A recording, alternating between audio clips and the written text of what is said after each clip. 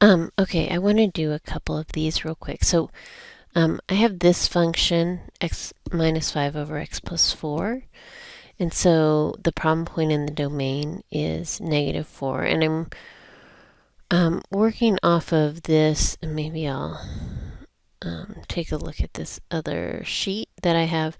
Right, I'm working off of these instructions. And the second one is like find vertical asymptotes or holes and provide work plus a written explanation.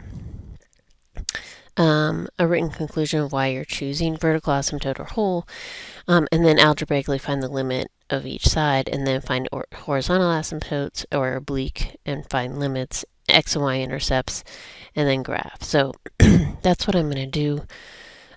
So here I'll make this large again, and then so we're with B about this question about vertical asymptotes or holes. And how do I know? So I'm looking at this factored form, right? And x plus 4 is this factor that we talked about, this x minus a factor, where the discontinuity is coming from because the function is not defined there. And so it does not cancel. Do you see there's no x plus 4 in the numerator? So I know that there's a vertical asymptote at x equaled negative 4. So I'm going to write this in a sentence. There is a vertical asymptote at x is equal to negative 4. Remember, this is the equation of a line, a vertical line, because f of x is undefined.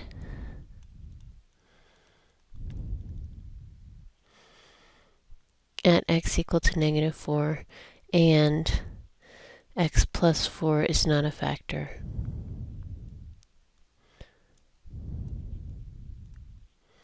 Of the numerator.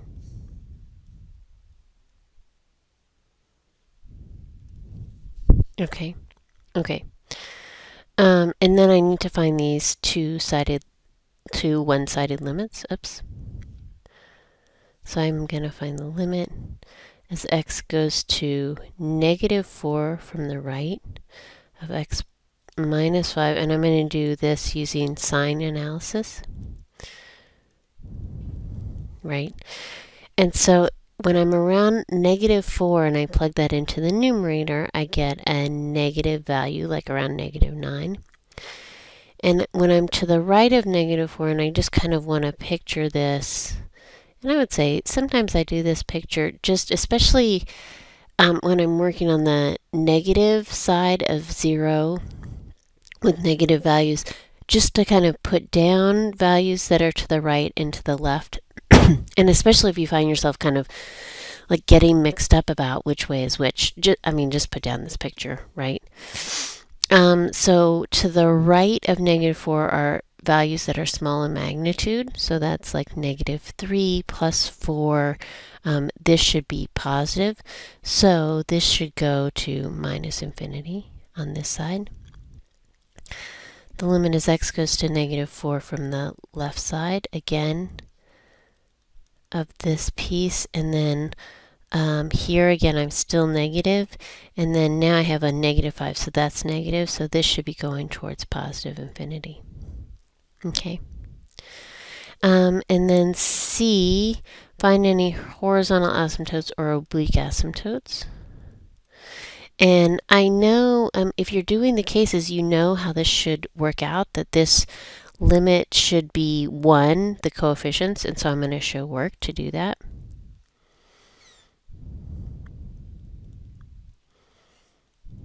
I'm going to divide both sides or everywhere by x. So 1 minus 5 over x over 1 plus 4 over x. And then really I'm using the quotient rule here to split this into two limits. And more than that, like these sum rules. So, but you don't have to write all this. I just want to remind you because we're kind of getting back to the about to take the exam. So it looks like this. These pieces are going to 0 as x gets big. And so I get a 1 over 1. So there is a horizontal asymptote at y is equal to 1. Okay? Okay. D, find any x and y intercepts. So to find x intercepts, we set this function equal to 0. And then here, I'll just do a reminder, you're going to multiply both sides by x plus 4. And this cancels. X plus 4 on the right times 0 is still 0. And I get x minus 5. So I get x is equal to 5 here. To find the y-intercepts, I just plug in 0 and find f of 0. So I get 0 minus 5 over 0 plus 4 should be negative 5/4, right? Okay.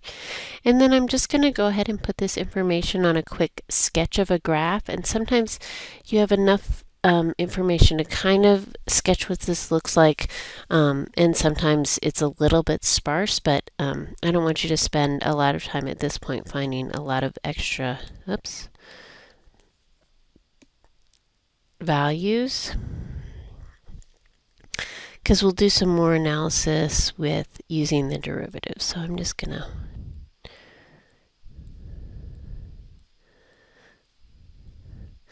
I'm going to also just remind you that I'm pretty picky about graphs. Do you remember from when we did detailed graphs before? So 1, 2, 3. I think I'm going to do this. Let me actually summarize what we have. So right here, so x-intercept is 5, y-intercept is negative 5/4, just because it's so spread out. The horizontal asymptote is y equals 1. The vertical asymptote was x is equal to negative 4. And then I have these two limits on either side. On the right, it's going to minus infinity, and on the left, it's going to positive infinity. So I might just... So I have this on the right. I forgot what I just said. On the right, it's going to positive... Oh, on the right, it's going to negative infinity, and on the left, it's going to positive infinity. Okay, now I have this picture in my head. So it's going down this way and up this way. I'm going to put in this horizontal, and I'm going to come in here, and I just kind of, sometimes it's good to write down this information to make sure the scale you're choosing is appropriate. So sometimes if your scale, there's a couple problems in the work that I gave you where the scale should be significantly different than this. So just be careful. I mean, you should choose an X scale based on kind of the X values and making sure that you can see a lot of that clearly and stuff isn't too squished together, or you don't have to leave stuff off the graph. And then again, choose separately a Y scale. They don't have to be the same. That allows you to see what's happening with Y values. Okay. So I have here, so somewhere here, like if I was doing more than a sketch, I would get a few points in this region, right in here, to kind of ground this graph. But I'm just doing a sketch, so I think it looks something like this, right? And then here, x-intercept is 5, y-intercept is negative 5/4, with it a little bit less than, or a little bit lower than 1. So I bet it's going to come, and again, I'm going to put these, like I'm just doing a sketch with the information that I have. Now, if I had like 0 information in here, I might get a point or two, but you should recognize the places like this could be way off in here because I don't have really any points. I just have these 2 behaviors. So I have no idea what that looks like. This kind of sloping could be way off. It could be much kind of steeper. So you can kind of see, we also didn't find, and I want to make sure you note, we didn't find any places where it could cross the horizontal asymptote. That's fine, but that's another detail that you might put down if you're doing a detail graph. Okay? Okay, but for this assignment, I really just want you to sketch the graphs. Like, you don't need to find a bunch of additional points. Just make a sketch. Okay. So let me see. I want to do one more of these. I picked one more. I want to go find it. This x squared, problem 6, x squared minus 9 over x minus 2. So let's do that.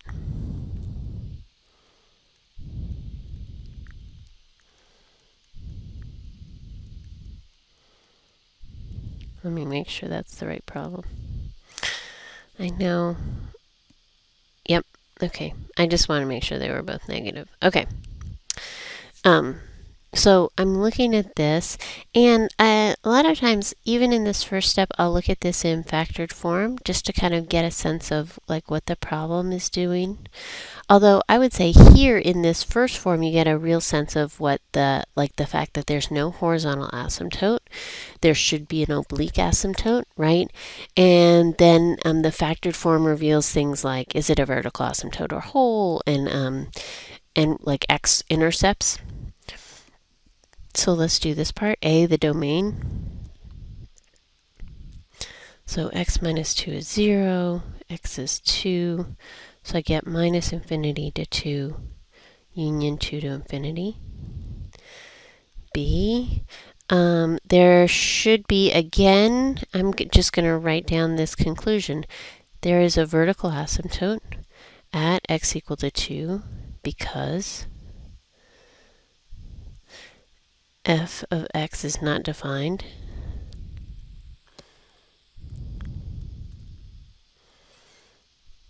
at x equal to 2, and x minus 2 is not a factor of the numerator. Okay, and then I do need to find these two one-sided limits to kind of take a look at what this function is doing. So I'm going to do that. Limit as x goes to infinity of this x. Again, like we talked about in class, it's really nice to see this in factored form. This software program has been so glitchy. I'm going to try and move it, but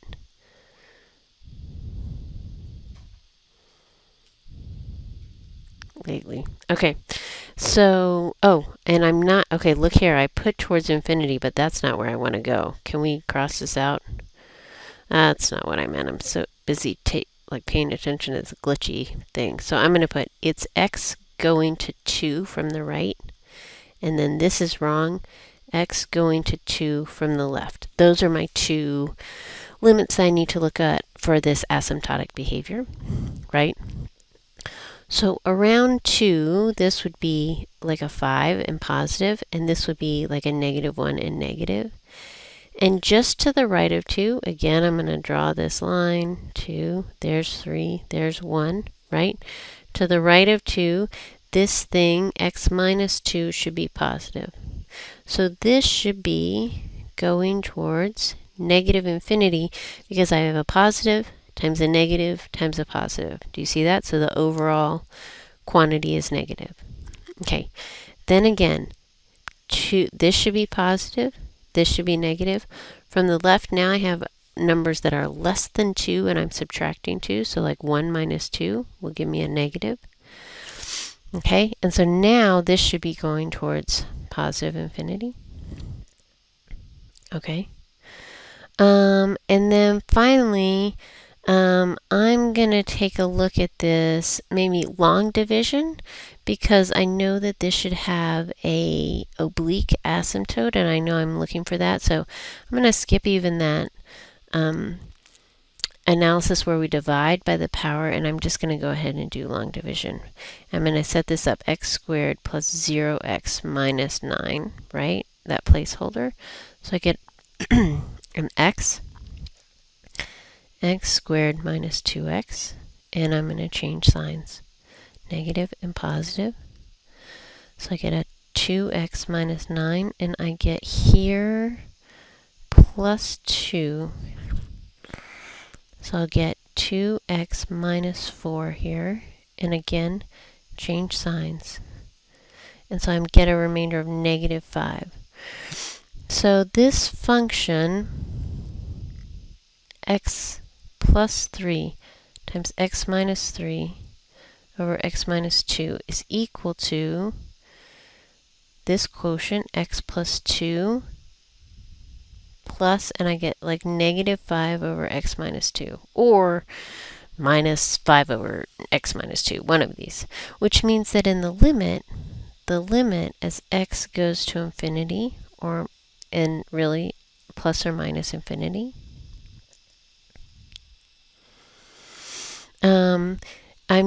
let's do these separately. So like this looks approximately linear, right?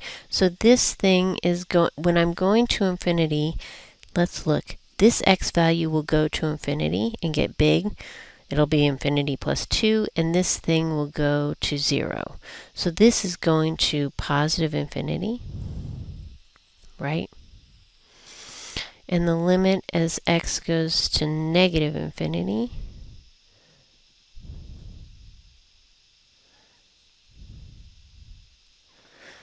should be, and again, I'm really looking at this limit as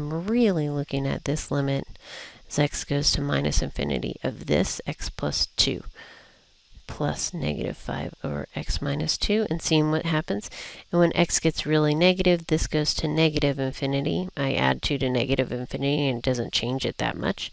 And this is going to 0, so this should be going to minus infinity on the left side, right? And in general, it should look like this oblique asymptote.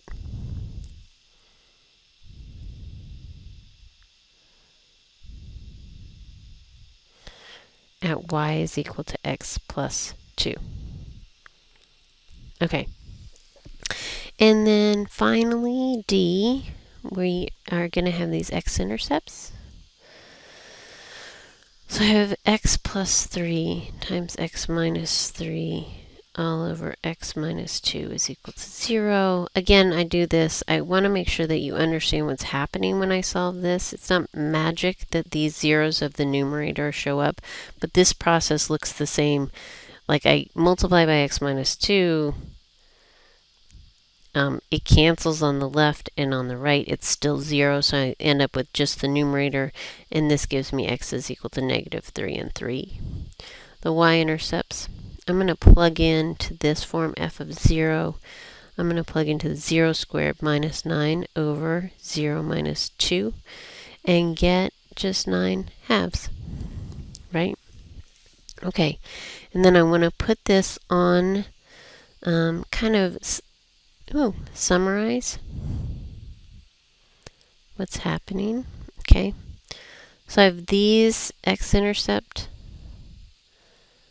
negative 3 and 3, y-intercept, 9 halves. Oblique asymptote is at y is equal to, what was that, x plus 2? Vertical asymptote at x is equal to 2. And is that all the information, I think? Oh, and these two limits from the vertical asymptote. So on the limit from the right,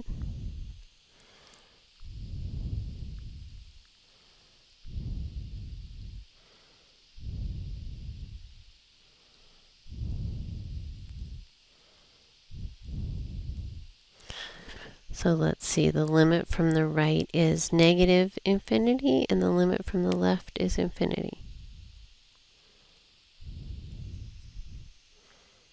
Is that right? Okay. Okay. So then I'm going to put this down on a graph. And again, I'm kind of looking at, my x and y values aren't huge.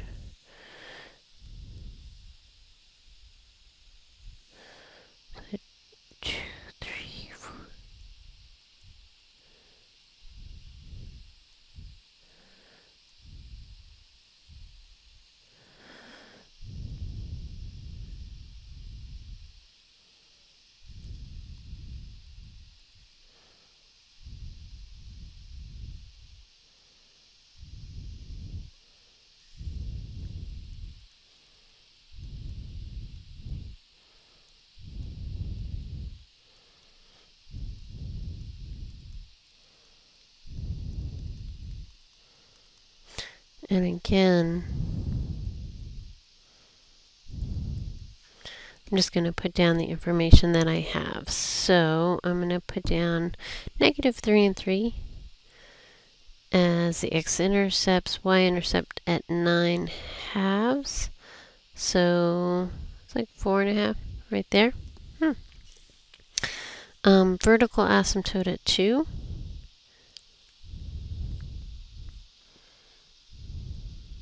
Okay.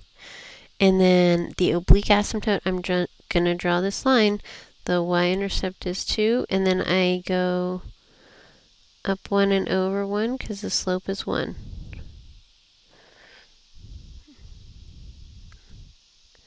And I'm just careful about kind of making sure this extends because it's supposed to be about long-term behavior.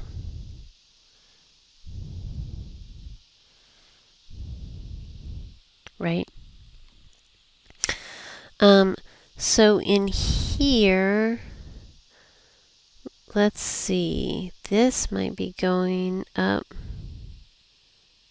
and through, and then I want to make sure from the right it's going down this way. So that kind of makes sense. And on the left it's going, I'm going to extend this up here. It's going up this way. Right? And then, oh, so glitchy.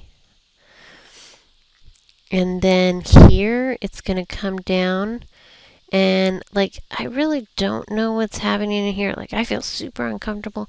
And like, if I had more time, I would plug in some points right in here to kind of see like what was happening at, like, let's say -8. And that will just make me feel better. So, and I would say if you have time on the exam, just do that. But otherwise, it might look like this. And then again, over here, this should kind of extend. But again, I have no idea what's happening from this information so far, like in here and how this looks. So, like, kind of a guess is like this, right?